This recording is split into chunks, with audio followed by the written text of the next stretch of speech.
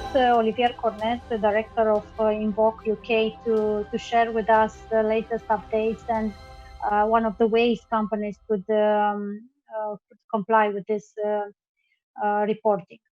Welcome.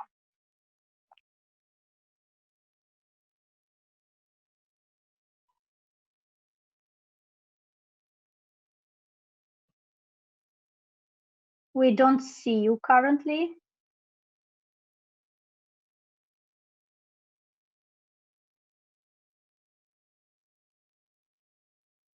Okay. Hi, Daniela. Can you hear me? I can hear you, but you're also transparent. So please show yourself if possible. Oh, sorry. I have a webcam issue, to be honest. But can you see my my cap? That is, can you see my screen? Can you see the presentation? Yes. Okay, yes. perfect. Yes. Okay. Yeah. Sorry about that. I wasn't expecting to show the camera to be honest. So let me just put this. Okay. So let's start. Well, first of all, good afternoon, everyone, and thank you for attending today's ARIR forum. First of all, I wanted to thank ARIR for giving Invoke, the opportunity to present to you today an introduction to the European single electronic format, also called ESEF. My name is Olivier Cornet, and I'm the managing director of Invoke in the UK, based in London. At Invoke, we've been developing and supporting clients with developing softwares for financial and regulatory reporting for the past 20 years and have been part of the expert community for the past 15 years. Hence why I will be presenting today how to implement the changes for a successful ESEF reporting in inline XBRL.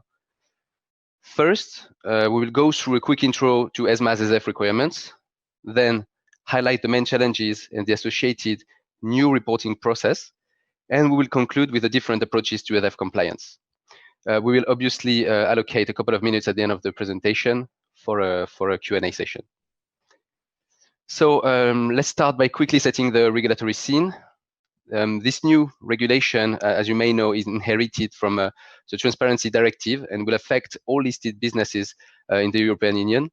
All annual reports with fiscal years beginning on or after 1st January 2020 will need to be prepared in the ESEF format from 2021. ESMA has chosen the so-called iXBRL as the electronic format of choice. So what's iXBRL? So in a way, it's a quite simple equation where you add up XHTML, which is a web presentation standard, to XBRL, which is structured data standard based on a taxonomy. By summing all these both elements, you get what you call inline XBRL, which at the end of the day is an organized data presentation standard.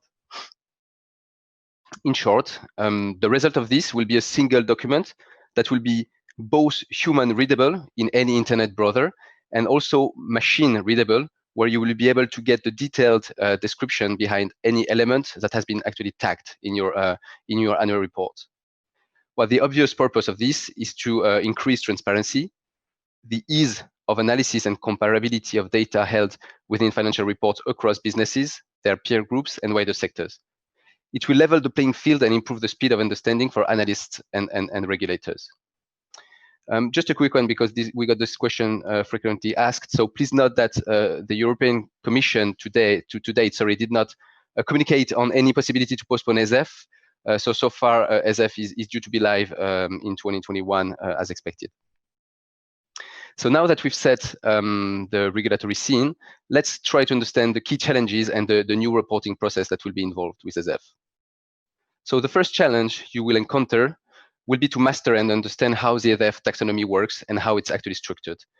Even if ESMA has actually translated this taxonomy in all the different languages of the European Unions, and this should be there to help you, on understanding what's this taxonomy about.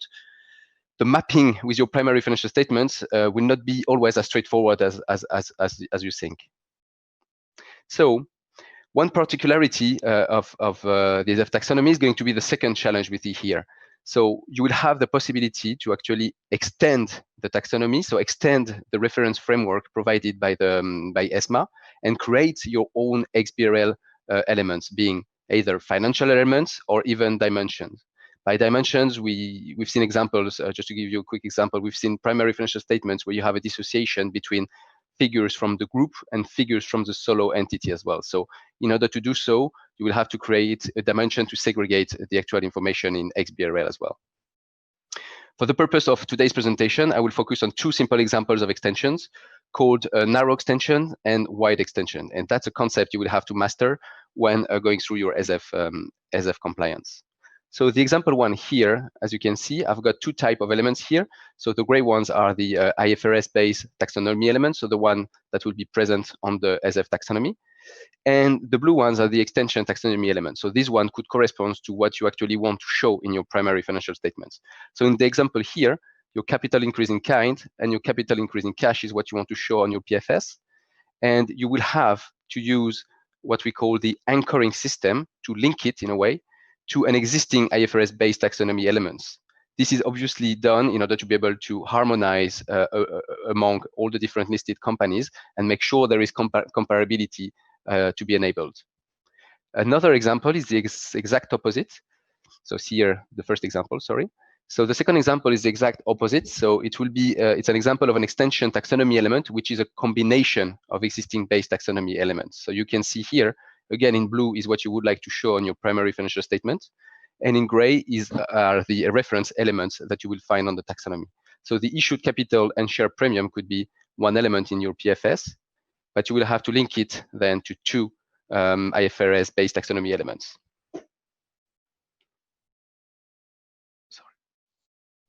So in terms of the last challenge that we actually see is it will be to identify the level of tagging and anticipate the future requirements. Here is a brief illustration on that slide here of what will be required from next year with the detailed tagging. So the tagging of each and every amount on your 5 primary financial statements that you will have to tag, sorry. And another example of what will be expected in 2022, where you will have to include the notes with what's called in XBRL, the block tagging.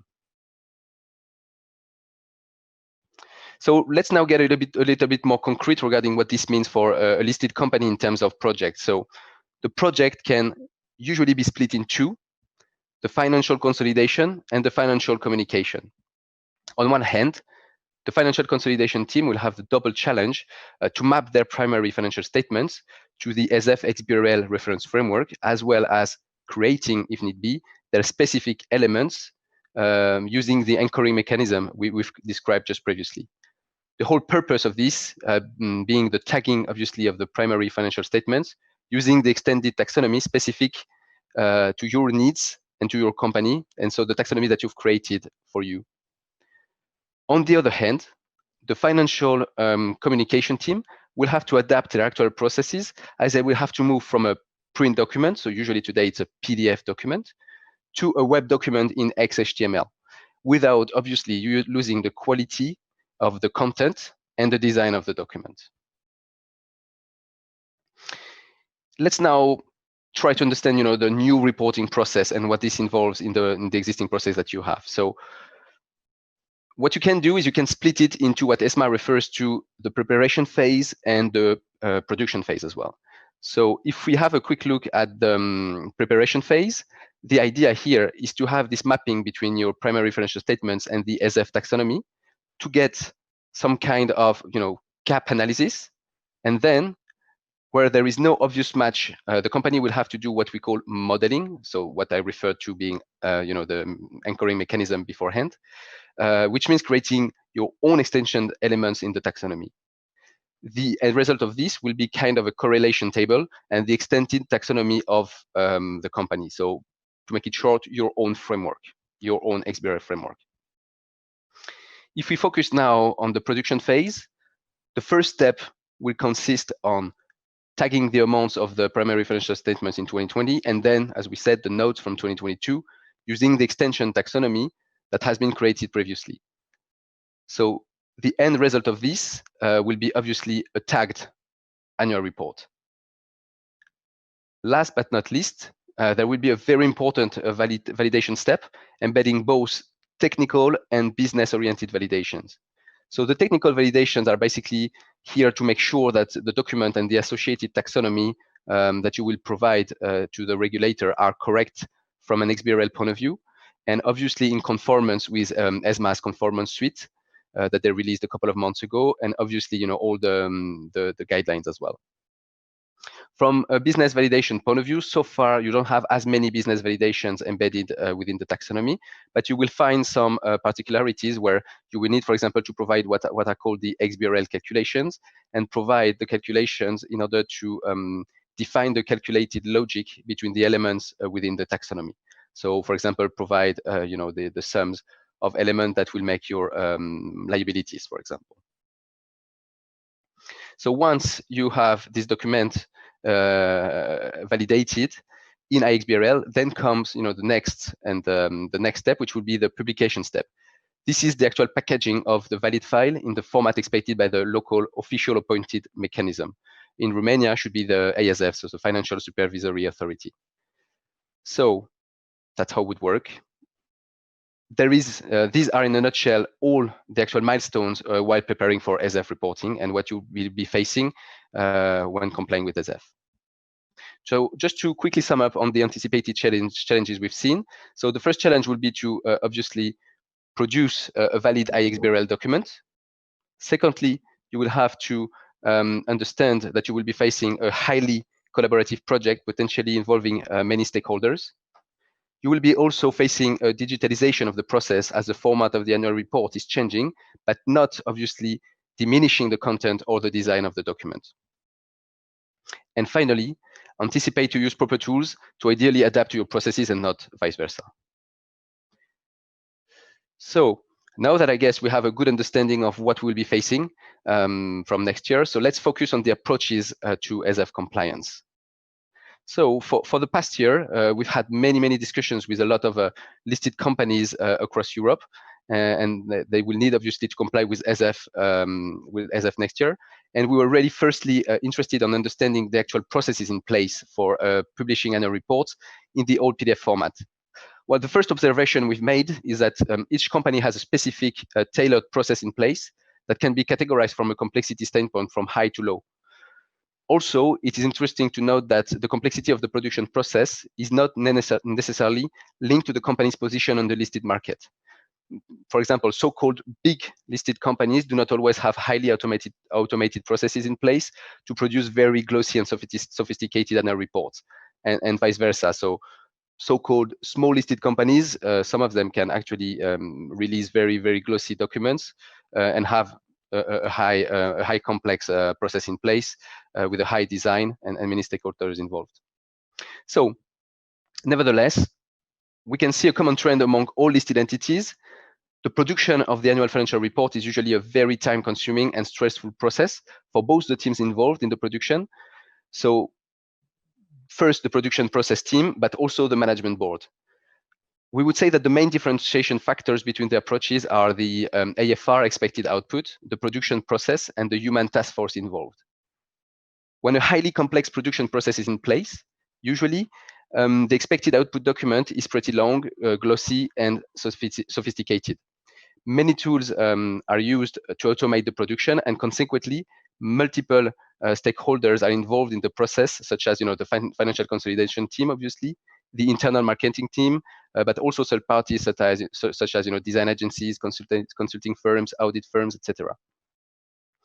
The medium complex category refers to usually an output document that remains pretty pleasant in terms of look and feel, but usually created by internal marketing teams. The number of stakeholders is usually a bit smaller, but the production process remains in general quite manual and complex, as the communication between stakeholders takes place most of the time using emails and sharing Excel and Word files that are usually extracted from systems.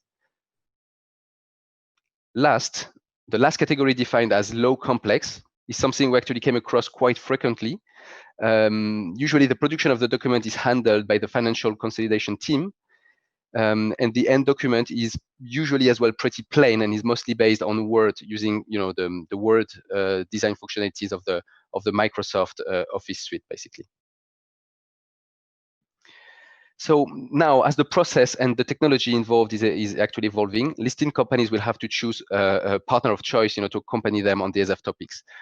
So when you go through your solution selection process, please keep in mind that ESEF should not be seen as a hassle, but really as an opportunity for listed companies. It will make it easier to access, analyze, and compare financial reporting through the use of machine-readable data. Also, unlike what we can often hear, tagging a document under the ESEF taxonomy is not entirely straightforward, and having the IFRS knowledge in-house or get at least assistance from specialized consultancy firms is a key to success of your ESEF project, but also a key to what you want to communicate to the market. Don't forget that what you will tag is what you will communicate to regulators and investors. And last but not last, keep in mind that the tagging will also be audited.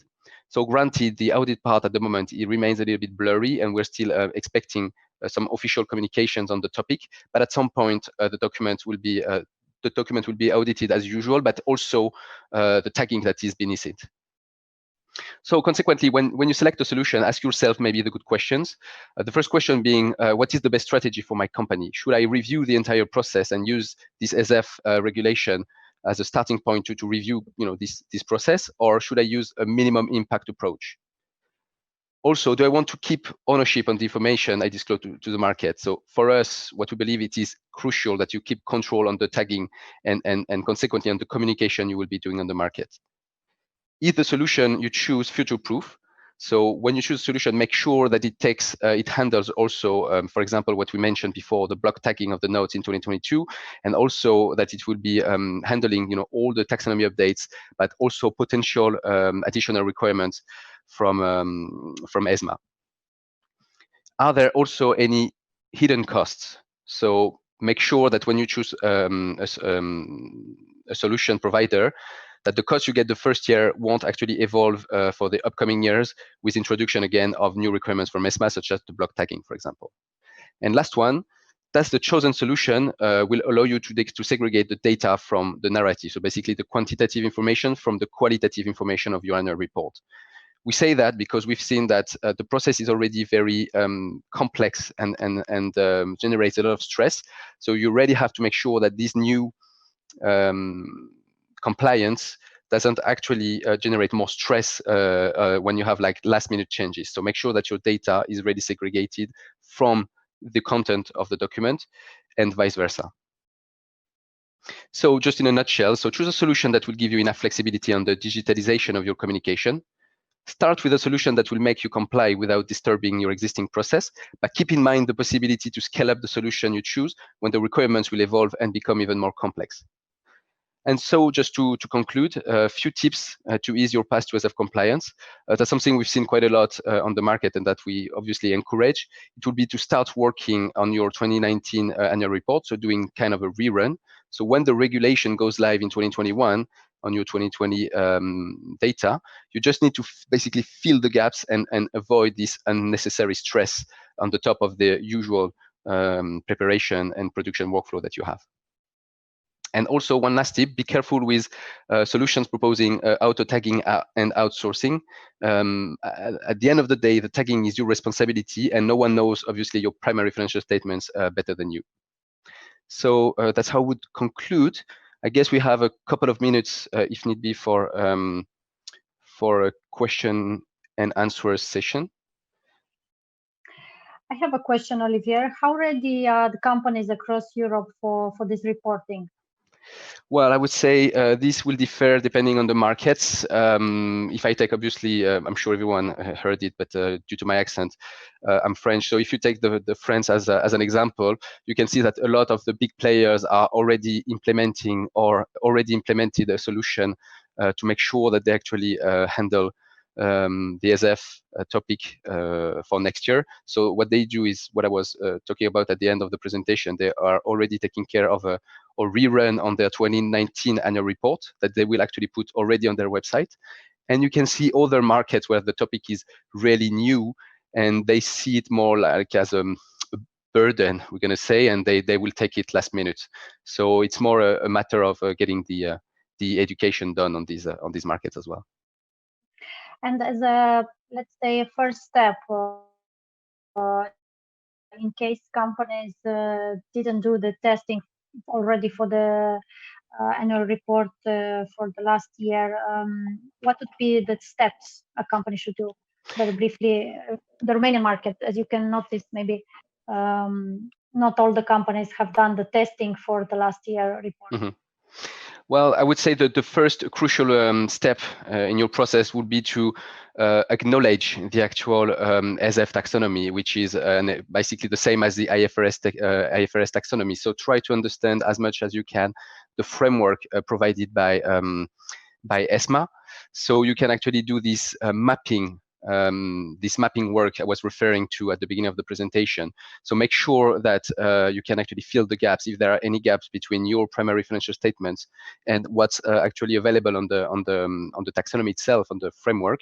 Make sure that you can actually fill the gaps, and make sure as well that the mapping you will be doing is absolutely correct. So if you have the IFRS knowledge in house, that's great.